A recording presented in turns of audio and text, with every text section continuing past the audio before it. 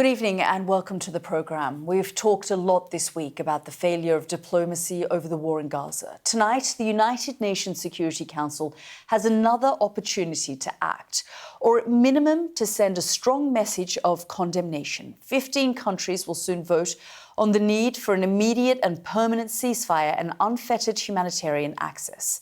The thing is, we already know what is likely to happen. It'll likely be a repeat of 6 months ago when the United States used its power of veto.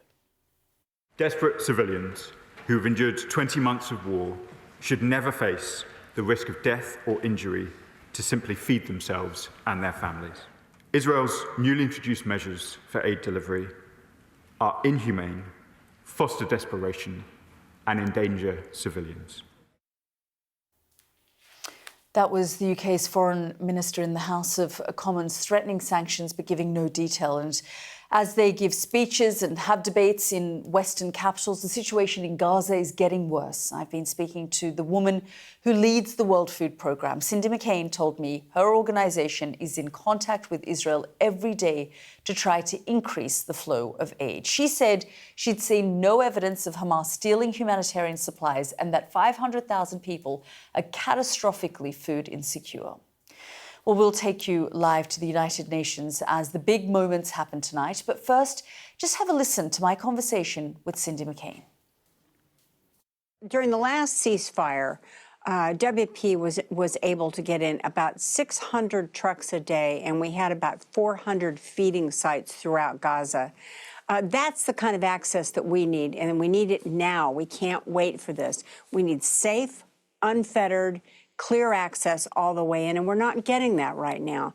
And so occasionally what you'll see are people that are starving, they're hungry, they're doing what they can do to feed their families. We've been asking all along to please give us access, to give us more access, all those things. And so we're hoping that eventually we will be able to do that. But I might also add, it's very, very, very important that people realize that the only way to stave off malnutrition, catastrophic food insecurity, and of course famine would be by complete and total access for organizations like mine. And we, by the way, are the biggest and the best at doing this. Ambassador, you and I have spoken a number of times over the course of the last 20 months, and I know that you've been pleading with the Israeli authorities throughout that time to give you the kind of access that you're talking about, which you say you received when that ceasefire took place, which unfortunately has broken down now. But what are they saying to you now in terms of getting access? Because it seems like the only group that's allowed in is this Gaza Humanitarian Foundation. Well, our people that are on the ground within Gaza and, of course, in Jerusalem are talking every day to the Israelis. So we're not going to give up. We do believe it's not only necessary, but it's urgent that we get in and get in at scale. And so my job is to continue to plead for access and for the ability to make sure that we can get the kinds of foods in, not just food in general, although that's a large part of it, but with these extra feeding supplements for infants and little kids also. So we're looking at a generation of children that won't have a chance in life because they haven't had the proper nutrients. And right now we're looking at over 500,000 people inside Gaza that are catastrophically food insecure. So it's critical that we get in, and we get in now. And we've been hearing a chorus of international leaders criticizing the way in which the Israeli authorities have handled not just the blockade that we saw for 3 months, but the distribution now. In fact, the CEO of the Gaza Humanitarian Foundation resigned and said the principles of international law, humanitarian law, were not being followed in terms of the way that the aid is being distributed. Do you believe that Israel is weaponizing aid? Well, here's what I do know, and I can speak from experience with WFP. We believe in principled humanitarian distribution settings. It's very, very important to make sure that these people can count on food coming in, because it's not being able to determine whether more is going to be coming that sends a panic out. Do you believe that Hamas is taking the aid? I've not seen anything like that. I don't know. I have no way of knowing because I've not been there in person. So you just don't know at this stage when Israel says, look, we shot at this number of people, or... No, I don't. The State Department was asked about, some of the things that you have said personally, and the spokesperson said, well, had we known about, someone like Mrs. McCain wanting the kind of access, she should come and speak to us. I mean, are you having those direct conversations with the administration so they don't have to rely on groups that don't really have a track record the way that the WFP does? Yes, we've been talking to everybody, and we will continue to talk to everybody and anybody who we can work with to get food in. Again, it's extraordinarily critical right now, and we must be able to get in and get it, as I said, and get in at scale so that we can avert famine in the long run. And I'll say it one more time, these children are not going to have a good outcome if we can't get them fed properly.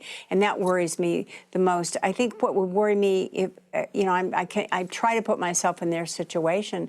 I'm a mother and a grandmother, and I cannot imagine having my children ask me for food and me not being able to give it to them. I don't know what that does to a human spirit, but I don't want to see any more of that as a humanitarian aid worker.